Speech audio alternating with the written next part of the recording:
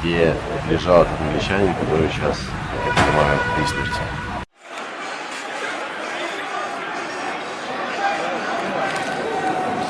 Он здесь прям лежал, да? Ну, где-то здесь, да. Не конкретно в этом месте.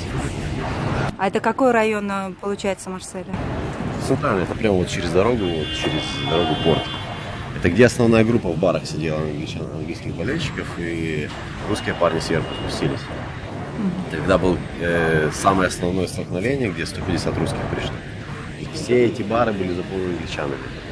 Ну, как бы все, вот так они напали, все англичане, кто дал по тапкам, кто остался лежать. И парни ретировались постепенно по этой лестнице вверх.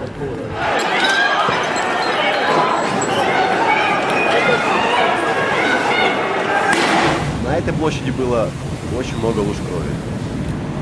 Роман вспоминает, что за день до футбольного матча 10 июня английские болельщики начали кидать бутылками рядом с портом Марселя. Из-за чего началось все перекидывание бутылками, одна подвыпившая французская женщина начала с ними танцевать, зажигать, и кто-то что-то сказал кому-то. В итоге она взяла бутылку, скинула в толпу английских фанатов, и в ответ в нее полетело 10 бутылок.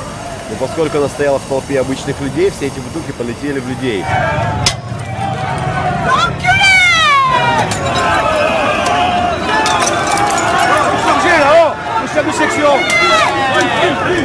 А 11 июня проходил футбольный матч сборных России и Англии на стадионе «Велодром» Марселя.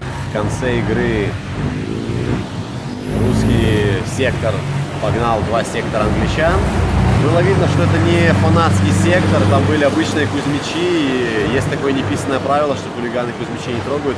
Когда приближаешь на фотографиях, смотришь ближе, видно, что там один инвалид был, были какие-то люди с детьми.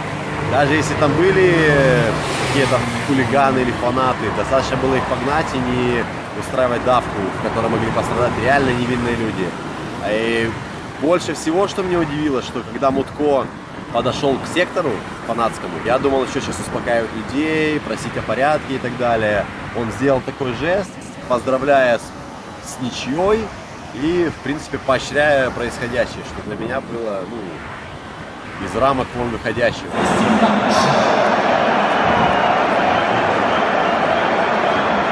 Полиция не смогла им противопоставить ничего. Я такое бездействие никогда в жизни ни на одном футбольном матче не видел.